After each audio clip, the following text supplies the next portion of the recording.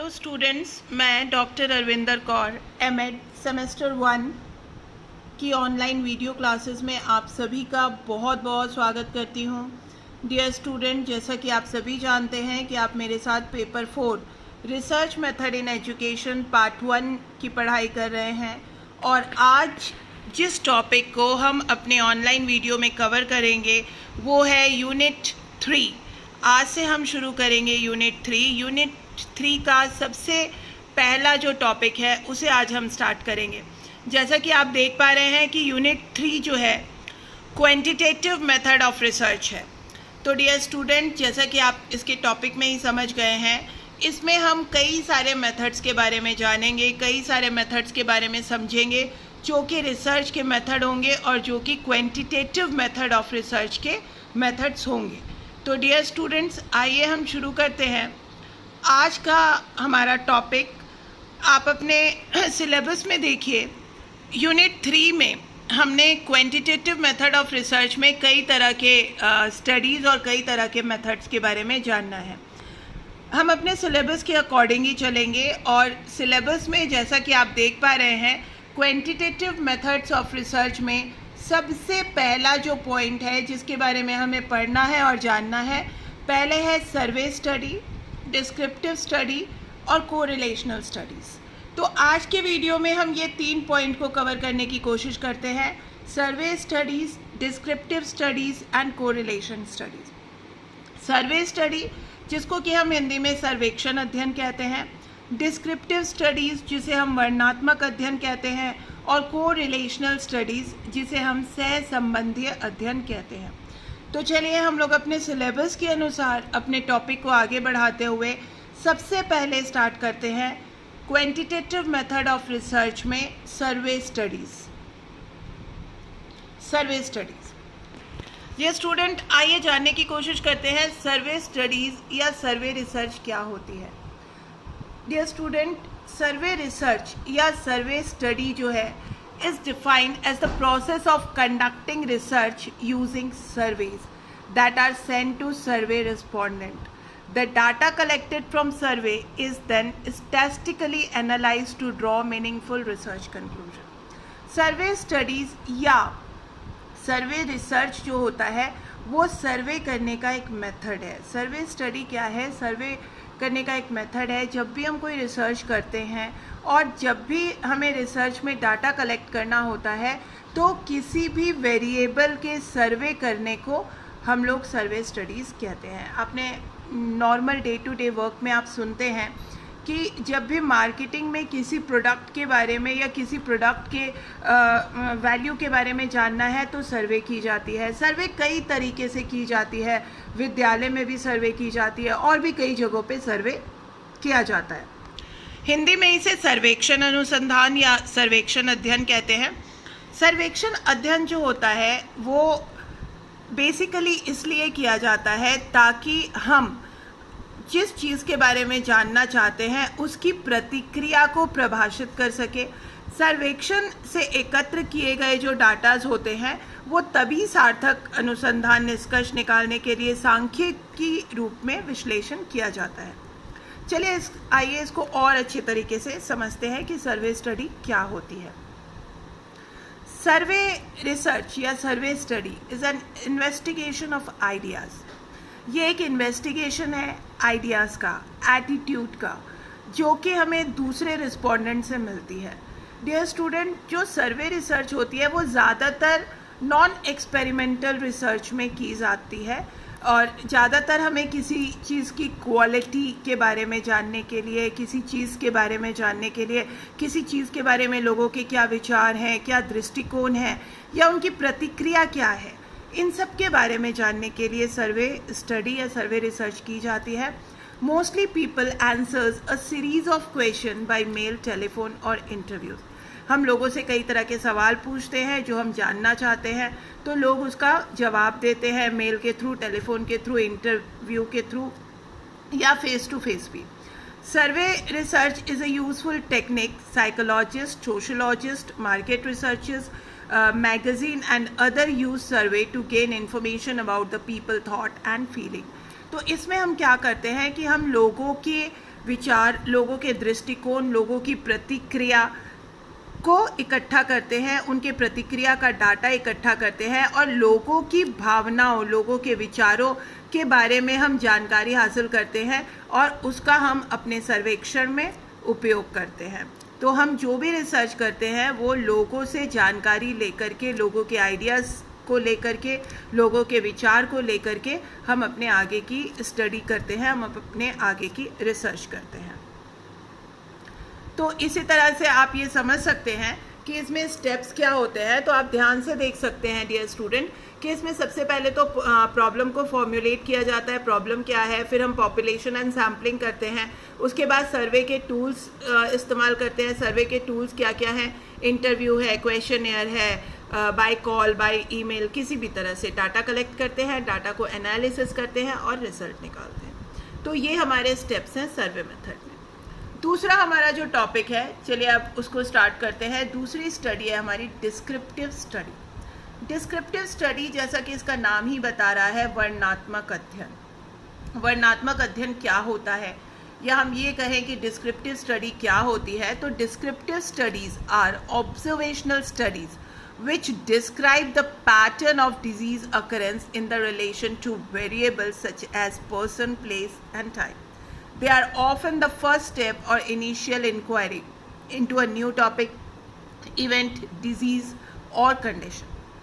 तो जिस तरह से इसके डेफिनेशन में मैं आपको बता रही हूँ कि वर्णनात्मक अध्ययन एक ऐसा अध्ययन है जो व्यक्ति विशेष, किसी स्थान विशेष या किसी समय विशेष के वेरिएबल के संबंध में हम जब पैटर्न का वर्णन करते हैं, मतलब एज इट इज़ किसी घटना का वर्णन करना, एज इट इज़ किसी व्यक्ति के चरित्र के बारे में वर्णन करना, किसी व्यक्ति के एटीट्यूड, क्वालिटी के बारे में वर्णन करना, किसी समय की घटना के बारे में वर्णन करना, ये सारे वर्णन जो होते हैं ये डिस्क्रिप्टिव स्टडीज़ होते हैं। जिस चीज़ का हम वर्णनात्मक अध्ययन करते हैं, वर्णन करते हैं, उसको एज इट इज़ हम डिस्क्राइब करते हैं, उसे हम डिस्क्रिप्टिव स्टडीज़ कहते हैं। डिस्क्रिप्टिव स्टडीज़ को देखिए और अच्छे तरीके से मैं आपको समझाने की कोशिश कर रही हूँ। Descriptive study determines and describe the way things are. Descriptive study में हम क्या करते हैं, उस स्टडी में हम डिटरमाइंस करते हैं और डिस्क्राइब करते हैं, जो चीज़ जैसी है उसको वैसे ही डिस्क्राइब कर देना ही डिस्क्रिप्टिव रिसर्च होता है। इसको कई लोग सर्वे रिसर्च भी बोलते हैं, लेकिन डिस्क्रिप्टिव रिसर्च जो होती है ये हमें कुछ सवालों के जवाब देती है। क्या, जैसे what is and what was, क्या है और क्या था, ठीक है। तो वर्णनात्मक अनुसंधान से हमें इन सवालों का जवाब मिलता है कि ये पर्टिकुलर चीज़ क्या है और क्या थी। Here the information is collected without changing the environment. इसमें हम पर्यावरण को बदले बिना ही जानकारी इकट्ठा करते हैं, यानी कि हम कोई हेर फेर नहीं करते हैं और किसी भी व्यक्ति विशेष वस्तु की जानकारी इकट्ठी करते हैं। तो इसमें किसी भी तरह का मैनिपुलेशन नहीं होता है, किसी भी तरह का इसमें हम लोग चेंज नहीं करते हैं। जो चीज़ जैसी है उसका वर्णन कर देना ही डिस्क्रिप्टिव रिसर्च कहलाता है। देखिए, इसको हिंदी वाले स्टूडेंट बिल्कुल इसकी मीनिंग को इस तरह से लिख सकते हैं कि वर्णनात्मक अनुसंधान का संबंध वर्तमान से होता है। वो वर्तमान के तत्वों, परिस्थितियों के संबंध में व्यक्ति, वस्तुओं, घटनाक्रम आदि के विषय में डाटा एकत्रित करके उनका विश्लेषण तथा विवेचना और वर्गीकरण तथा मापन आदि कार्य करते हैं, ठीक है। तो आइए थोड़ा सा एक एग्जाम्पल ले लेते हैं। जैसे मान लीजिए कि For example, Ministry of Agriculture would like to know about the crop pattern across different states in India.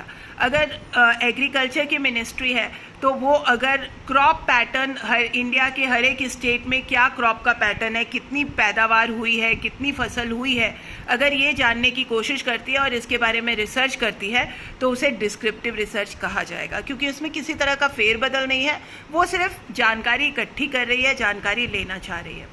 दूसरा एग्जाम्पल है, जैसे school principal may be interested to know about the result of his own school in comparison to the other school in the district. अगर कोई school principal इस चीज़ में interested है कि वो अपने स्कूल के रिजल्ट को दूसरे स्कूलों के रिजल्ट से कंपेयर करे, तो उसको भी हम लोग डिस्क्रिप्टिव रिसर्च कह सकते हैं। तीसरा हमारा टॉपिक है कोरिलेशनल स्टडीज़। कोरिलेशनल स्टडीज़ जिसे हिंदी में हम सहसंबंधीय अध्ययन कहते हैं। कोरिलेशनल स्टडीज़ क्या होता है? कोरिलेशनल रिसर्च और studies is a type of non experimental research. ये नॉन एक्सपेरिमेंटल रिसर्च मेथड है। आपने पियर्सन कोरिलेशन सुना होगा, स्टैटिस्टिक्स में अक्सर स्टूडेंट पढ़ते हैं। कोरिलेशन जैसा कि नाम ही आपको बता रहा है कि दो वेरिएबल्स के बीच के संबंध को समझना, निकालना ही कोरिलेशन होता है। In which a researcher measures two variables.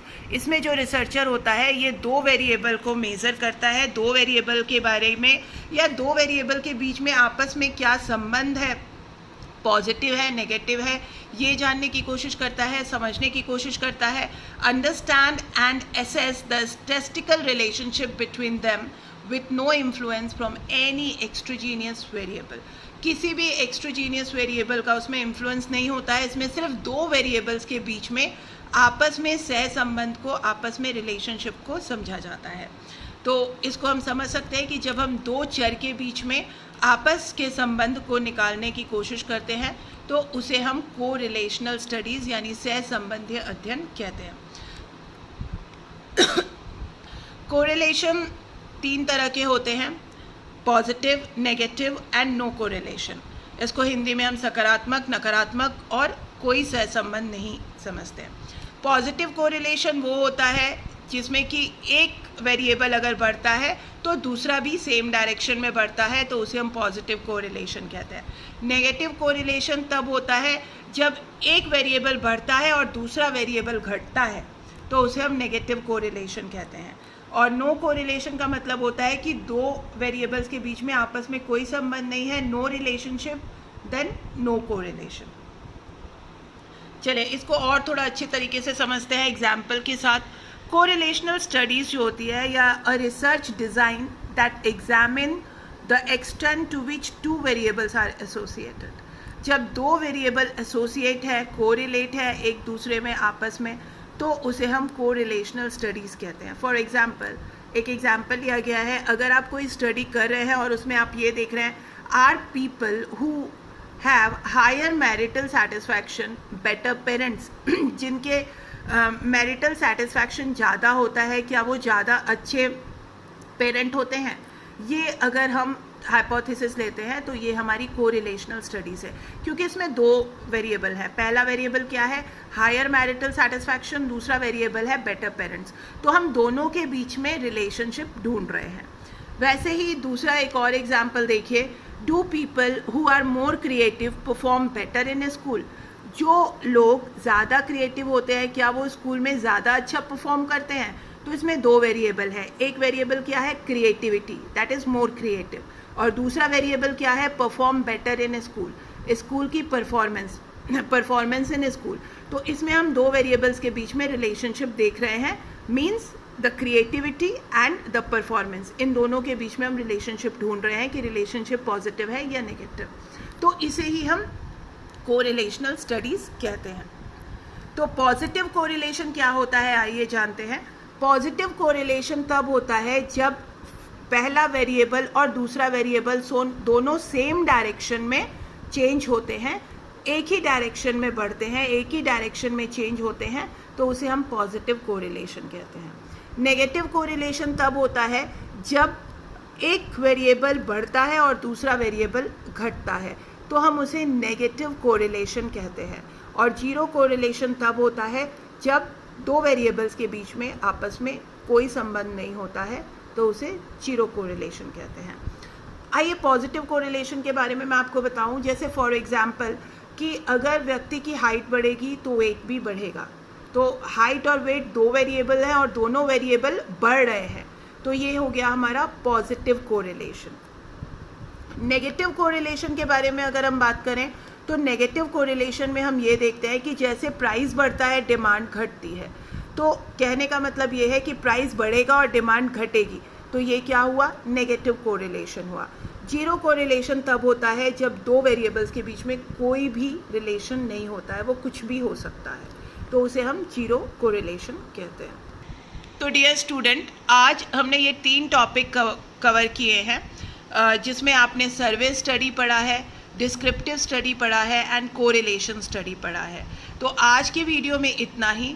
आज के वीडियो में अगर आपको कोई भी प्रॉब्लम है तो आज आप इवनिंग की क्लास अटेंड करें और मुझसे अपने सवाल करें, और इसके आगे की स्टडी हम लोग अगले वीडियो में करेंगे। Thank you so much.